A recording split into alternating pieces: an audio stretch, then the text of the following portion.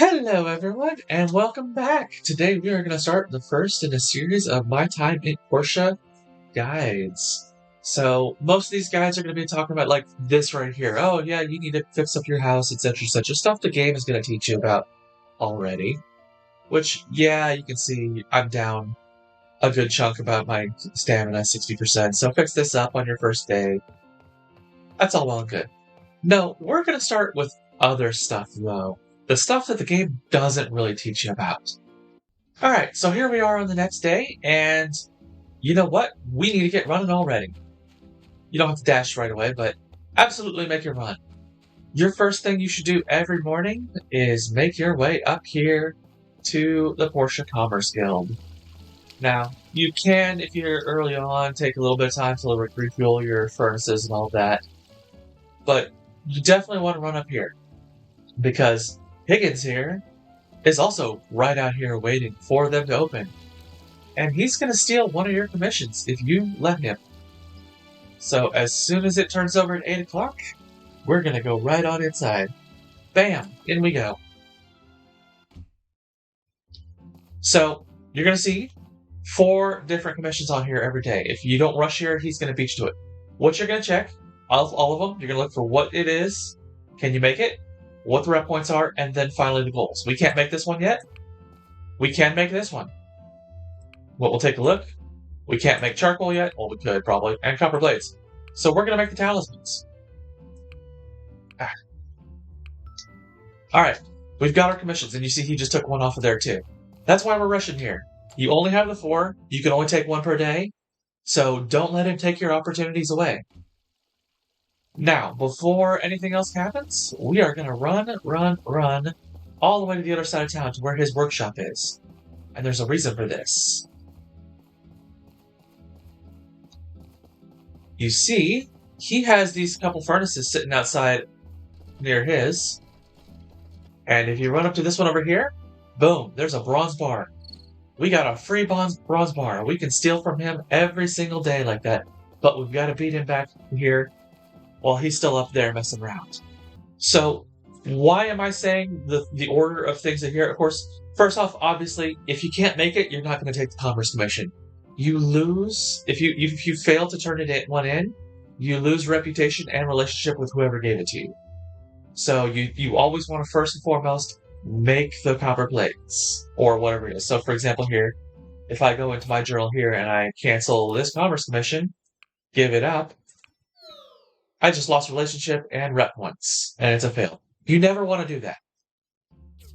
The second reason you're going to check for these things is the rep points. Early on, you really need to worry about getting rep points up because you want to get up in rank on the workshop rankings. You start all the way down here at the bottom with about 14 to 30 points, whatever you get at the very beginning. You want to get all the way up here to the first place. You want to be passing Higgins. And yeah, the game kind of is really good about making you want to do that, but it's really the rewards that you want. Especially this one we got Ocean's Fortune. This will change every month what it is, but basically data discs, you'll get plenty of those. You're not going to need more. Lucky Chest is just a random furniture item. And goals are always nice, but you're going to be making money from your commissions. It's these here that you'll see, like the Ocean's Fortune, I think, is a +1 permanent boost to your attack. There's another one, which we'll see here a little later, that is a +1 boost to your defense. And you get these every time you get rank 1 for the month. Now, your workshop level will stay the same, but at the end of each year, when it starts over the new year, all your points, these yearly points, will reset. But by your second year, you'll be well in, where you need to be, that you're going to be kicking butt. So you'll get points much faster than Higgins. Alright, second tip here. When you're in the space for your workshop area, within the bounds of your fence, unless you are specifically like chopping down a tree that's inside here or something related, don't have your axe out. As you can see, there's now this little cursor on the ground here when I have my axe that's not there with the others. If I take my axe over here and take a couple swings, it breaks down your materials or your crafting tables. So you don't want that. Related, if you've got the resources for it, always have your machines running. I don't have that right now. I could fuel this with like 12 this, but this is the very beginning of the game. You'll work on this for your first few days to build enough stuff you can have this going. Now, in my most recent stream, someone once asked me, hey, should I be spending money to unlock these? And that's going to be a personal preference thing. I'm going to say if you're like in the abandoned ruins and you're full up already, but you still have about half of your daily stamina and you can afford it, go ahead and unlock it. Otherwise, it's much better for you to build chests. Lots and lots of chests. And we'll be talking a little bit more about chests here momentarily. All right, and we're back. And so we're going to demonstrate here a little bit what I was talking about earlier about the rankings. I'm on a separate file. This is my personal file. And you can see right now I have 7301 for my goals. I got first rank for this last year. And so my workshop rankings, I'm going to get these added this, the lucky chest. Dragon Soup, this is what I was talking about. That's a +1 permanent defense. And your goals, keep those. So now, I've jumped up here. And we did this for a reason to show, okay, I've got my furniture. But this permanently boosts defense +1. So getting all of those every season, you'll just build up your stats over time. It's useful. And now with this, let me demonstrate exactly for you why I was talking about buying things up. You can see right here, if I buy this row, it's going to cost me 15,300 goals to unlock this one row. That's 8 slots in my inventory. Okay, let's unlock that. Went from 15,300 to 23,000 goals. The price jumps up really fast on upgrading these. So, as you have spare money for them, sure. But more importantly, you're going to want a whole series. And you can see I've got lots and lots of storage chests. Which leads to my next thing. I'm going to teach you this little trick. You put down a wooden storage, because that's what you're going to have access to right away. Now, you can see that I'm playing on PC. I can right-click it to rename it, and I can change that there. Or if I have it open, I'll have this button up here. You'll probably have, if you're on consoles, you'll probably have something down here that'll say, hey, here's the command you need to do it, or some way that you can select it. But absolutely rename these. So, for example, let me show you what I'm talking about. Right now I have relics, and then I have this one wooden storage down here that's just named wooden storage. If I rename this to demo storage, you can see it is now up here. It will alphabetically sort them for you. Now, it doesn't always do this right away. I found that on a new save file, you kind of have to save and exit or reload, and then they'll do it. So, if it's not doing it right away, try, get to the next day, then exit out to the menu and load back up. But here's, we'll put a few things in here to demonstrate this as part of our demo. Because this is something that the game doesn't really tell you. If you hold a metal storage, well, now you can see I've got the hold for upgrade to metal storage option. So let me do that. And now I have opened it up. It is all my materials are still in here. I've unlocked these last couple rows. It still kept my name, still kept the storage space. And so you don't have to worry about, oh, well, I don't want to pull all these things out and put them right back in when I upgrade my storage system. You can upgrade the individual thing, and it will do that beautifully for you. And again, as I was saying earlier, keep all your machines always processing if you have stuff for it. That was about done. Yeah. So a common question for this game, along with every other one out there, is how do I make the money in this game to do what I want to do? Like we saw, maxing out our space for the workshop. That's going to get expensive. And one of the interesting things about this game is that all of the systems are interrelated, and it's a more nuanced answer. So, for example, to get your maxed out workshop space, the final upgrade by itself is 250,000 goals. That's a lot of money, even for late game. But there's ways to alleviate that. First and foremost is relationships. So, for example, we're talking about the workshop space. Well, if you become good friends with Gail, and as you raise your relationship with him, you'll eventually receive a 25% discount, which with this, that 250,000 now becomes 187,500. You're saving over 60,000 goals in the purchase. It's still expensive, but it's not as bad.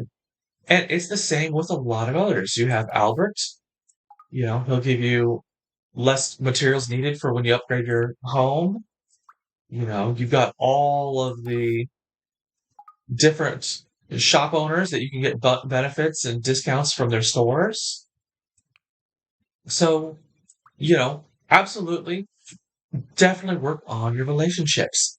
Look at what their benefits perks are. So, example, like the Civil Corps give you combat related ones and so on. So, one way to buy all the things that you need and have the money for it is to make all those things cheaper by increasing your relationships. Another way is the commissions we talked about. You do the commissions and you turn them in.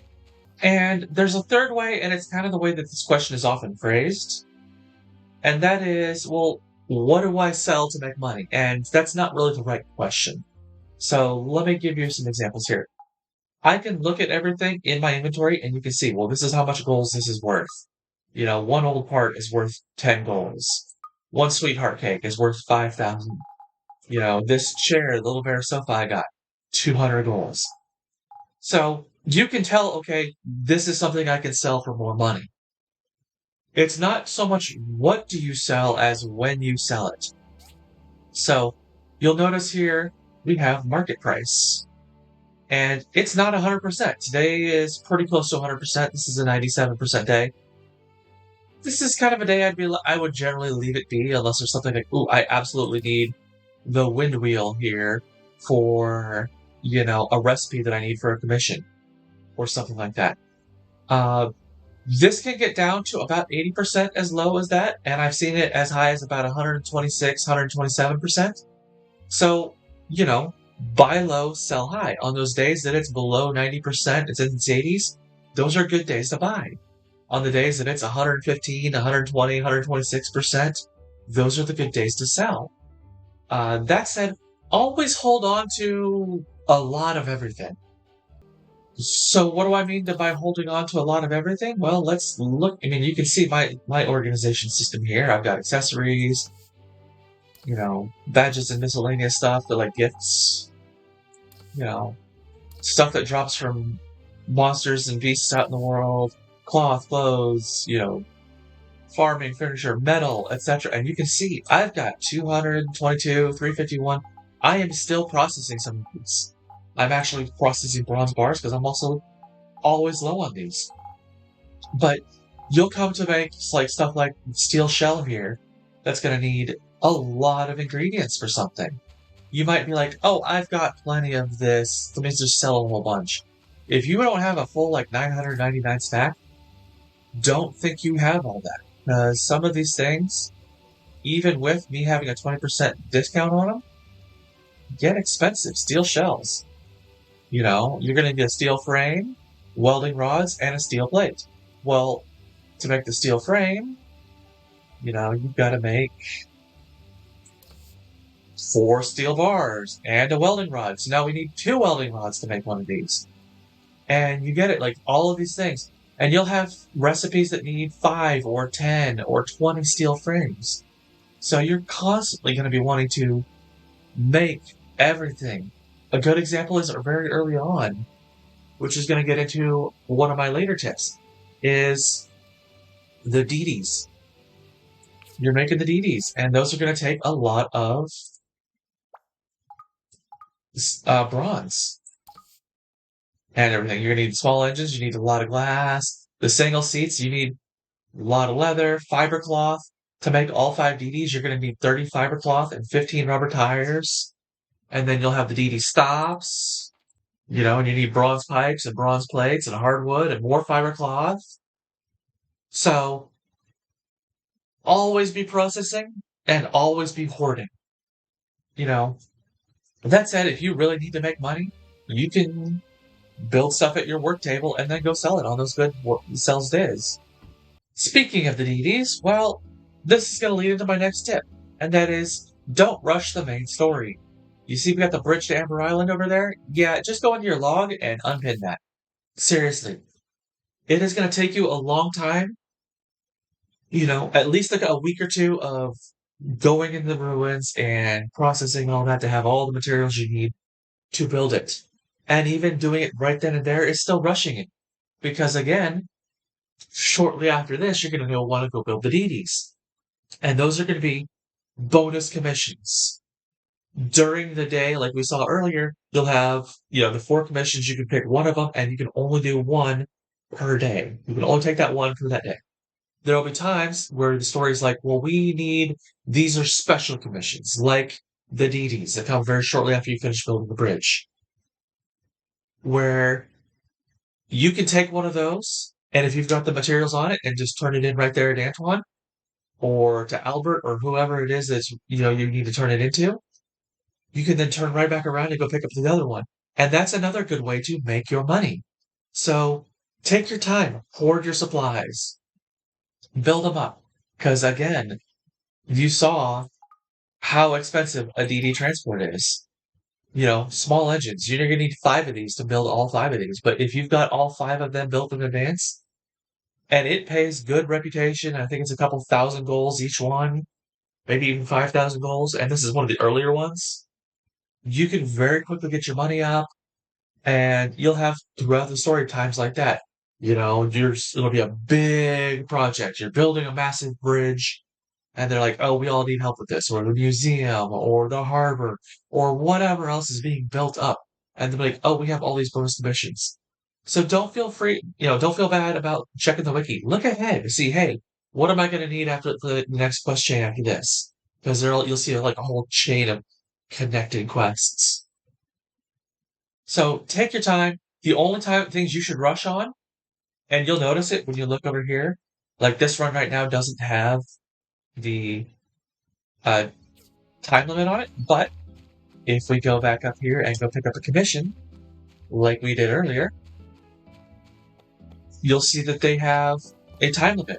And if we go forward a couple days in the game here, we'll have like quests that people will be like, oh, hey, go do this for me. Can if I look at the map, I think today we have, down here, the fishing rod. If we talk to him, he'll ask us to build a fishing rod. There's a time limit on that. Rush the things that have time limits, but when there's no time limit, take your time. And as soon as we can get in here, I will show you what that time limit looks like in your logbook.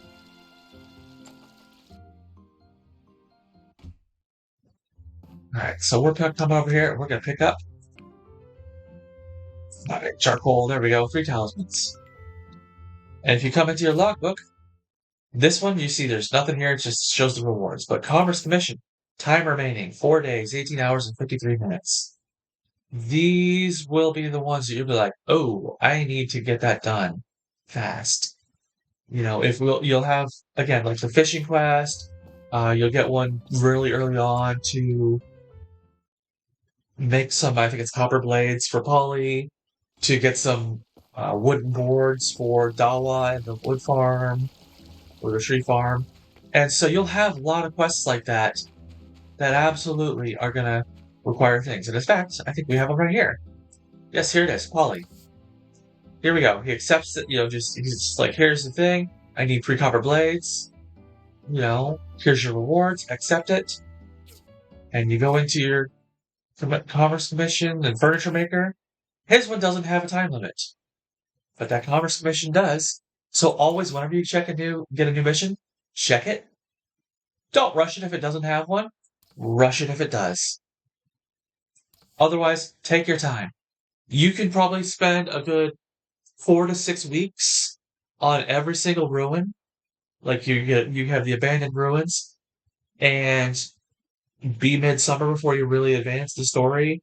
And eventually you'll advance it and you'll get more abandoned ruins. And we'll talk about more abandoned ruins and hazardous ruins more in later video. But absolutely, don't rush things. Now, you might be wondering also, well, where do I spend my character points as I level up? Well, you can see right here, my first 5 points are going to be in intensive training. This is really, really important. Uh, one that you could focus on early on if you like, but I do it a little later, is Commerce Hotshot over here in the social tree. For 4 points, whenever you complete a commission, you'll get 20% more goals and other rewards, as well as an additional 4 points to your workshop rep. That goes up. This is a good one. I always pick this up for the social side, but I would generally say do your 5 points here, come over to gather and get both of these, two, and then your 1 point over here for your doubles. And then again, I would do two here, and then the fifth point for this level, wherever you want, and then 4 points in artisan. Now, what does all this mean? These two will, when you max them out at 2 out of 2, will decrease the cost of using your axe and your pickaxe by half. So, for example, if I take my starter pickaxe over here, or my starter axe, and I swing, you can see one swing uses up 2 stamina. So with that, I can turn this into 1 stamina. Now, the amount of stamina that's required for each tool will go up as the quality of it goes up from bronze to iron and so on. But this is still going to be a huge way to make your stamina last a lot longer. And then because you just need an extra fifth point to go down the next one, lucky me, you get a 6% chance to double when you kick or harvest trees, which is always nice. Down here, these will get you chances for double drops when you're mining and lumbering, so if you're chopping down trees, breaking rocks, etc. And so that'll help you, also get the materials you need faster and so on. So if you're like, oh, I don't have enough marble to make these talismans today. Well, great. Let's go break some rocks and see if we can't find more marble. You know? So with that, it's like, okay, great. I got 2 there. I would have gotten 4 if I had the chance prop from that. Or 3 would become 6, and so on. So those are really useful. But you're really coming down here for artisan. This is the one that you kind of saw where on my other save file, you would see it'd be like 0.8 of an item, like the 0.8 welding rods and so on. This will save you 20%. So related to this, if you're building something that you know you're going to need to make a lot of later on, do it multiples of 5. You know, if it's something that is commonly asked for uh commissions, like early on, talismans would be what, okay, yeah, let me make a bunch of talismans. Now by the time you get this, talismans will have fallen off, it'll be new stuff, but you'll see certain items that should pop up over and over and over in commissions, like wall lights and bucket iron, the wooden buckets and so on. So maybe you do want to be like, okay, let me make 5 or 10 of them at a time. I've got the materials. I'll save a little bit on that, and then I can use them for future ones. A good one is the Fish Encyclopedia. This is one I buy for this rank because some of these others are personal preference. Everything down here is personal preference. I would say social. A lot of these are personal preference. If you want to sell for more money, business mind is a good one. Um, this tier is kind of whatever. Daily intimate interaction will be useful later on. As you start developing relationships with people, like you start romancing them, you'll be able to do, okay, hey, let's hug, let's kiss, let's cuddle. If your spouses, you can get them to give you a massage. But it's also like when you have a horse or a llama to ride, you can, interact with them to pet them, and that builds their relationship and their loyalty factor with you. Every single level of this gets you 1 extra interaction per day. Like I think it starts at 2 or 3 per day, and you can build it up to 7 or 8 times per day for each interaction that you can do with them. So this is a good one, but this is more of a late game one. Obviously, it's a low tier. Honestly, your first 3 tiers are usually the best 3 tiers for each of the trees. So that said, for this rank, like I said, I would do 2, 2. And you can choose personally between the stamina increase 2% or the endurance by 5%. I generally prefer endurance over stamina because, again, you can cut the stamina cost in half and you can use your home to build up your stamina stuff. So let's switch over and demonstrate that. All right, so now we're on the file I use for the streams, and you see my home panel here. You come access it, and you can see all these chairs and fans and all that I have in here give boosts to stamina and health and whatever. And you can see I'm at 168 out of 100, 82 out of 50. What this means is you can only gain your attribute bonuses to this high for your current level of your house. So I've gone over on health and stamina. I'm only getting 50 points out of this 82 for that. Once I upgrade my house, and we do that on stream because this is the stream file, I'll gain more. Same with health. And you'll find items later on that boost attack and defense as well. So as you level up your house, you put more and more items in here that'll help boost the stamina. And so that's why I recommend, you can see here's a more detailed look at a build that we've got for the stream. 5 out of 5, 2, 2, 1, 2, 2, 1. That's why I prefer endurance over stamina. You use endurance to sprint. And until you can afford a llama and get it trained up, or a horse, and you've got the stable and everything you need built up for all of that, you're going to be doing sprinting a lot to get somewhere faster. So endurance is really useful. That's also why I prefer endurance recovery over here as 2 points, and then split my other 3 points between. Generally, I would say defense posture is a little bit better than aggressive posture. And then you can see, as you level up your house, the numbers that go in there go up as well. So if I switch over to, again, my personal file, and I have a much bigger house here now, and you can see I've got my boosts up. My defense and my stamina are still overcharged. My attack, I can get another 29 points. My health, I can get another 36 points. But yeah, these numbers will go up. And this is a level 3 house, so you can expect, okay, I can get 100 health, 50 stamina, 30 attack, and 30 defense for each home upgrade that I have. And these are ways to absolutely upgrade it. And you'll get better and better stuff that gets, like the galloping horses are attack plus 13, and so on. So, absolutely,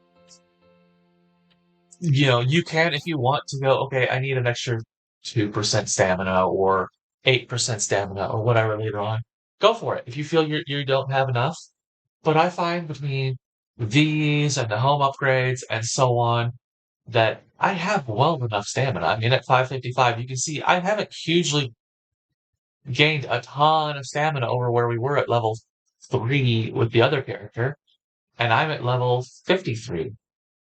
50 levels higher, and my stamina is not massively higher. But you don't run out of stamina hardly. I can run all day in the mines, and be fine. And there's also, hey, I can make things like dried apple slices that restore a percentage-based thing on your stamina. That said, going related to the always processing, always farming, and always cooking. So, once we get out here, you can see I have 6 big old ones here for trees. These 5 are different tree types, and this 6th one is for a unique giant crop. But then I've also got up here, see I got my blender still going up here. I've got a drying rack. I can put all these in. Dried apple slices are probably the best stamina regeneration, and aroma apples get you at 5 times the amount per thing. But yeah, I've got a bunch of regular sized ones up here, and they are all ready for harvest because I needed more cotton for rope and stuff. And you'll have animals, the crops to take care of later on. I've been neglecting mine a little bit. And don't hesitate to go. You see these stinking piles of animal feces? These are good for you. Absolutely, you want to grab those because those are used for fertilizer. Which kind of goes back to, again, the hoard everything thing. So, for example, go over here to my mixer, and I need to make, let's say, more fertilizer. You need animal bones and mucus, which you might have been like, oh, I don't need those. Those are just nothing. And animal feces. Well, you combine those and, you get 2 animal feces, 1 mucus, and 2 animal bones, and that makes you 5 fertilizers. Almost everything in this game has a use. There are exceptions.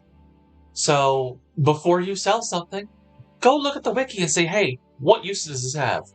Is this something that I'm going to need for a recipe later on? Or is this a good giftable item? There are exceptions. There are items out there that you can't use. The unknown recipe is one such example. Can't sell it. It's a really terrible gift. It's only a +1 for everyone, and so on. Anyways, I think that'll do it for this series of tips for today. Next week, you can expect a very similar video, but for Sandrock. One of the things I want to do is kind of go back and forth between the two, doing, here's a tips video for Portia, here's a tips video for Sandrock, here's a video on the abandoned ruins for Portia, here's a video on the abandoned ruins for Sandrock, and so on. So that if you start with one game and you're like, oh, I want to check out the other game, well, now you won't be necessarily going, oh, I'm going to expect the exact same thing. Because while they're very similar, there are enough differences to go, ooh, that's interesting. So, for example, when I demonstrated the chest replace thing, the storage replace thing, Sandrock does highlight that, but, Portia doesn't. In Portia, when you put the metal storage on it, you completely replace the wooden storage. It is gone. In Sandrock, when you do that, you get the wooden storage back. So that you can go, okay, well now I have a wooden storage for use elsewhere, or I can sell elsewhere, and so on. So, highlight those little differences here and there. And, that's going to be the thing for the next several weeks. One of my streamers has asked that we do also some Rune Factory during streaming, so maybe we'll do some Rune Factory 5 videos. In the meantime, don't forget to like, comment, subscribe. Let me know what you want to see for videos on both this and Sandrock or Rune Factory in the comment section below. And I will catch you guys next time. See ya!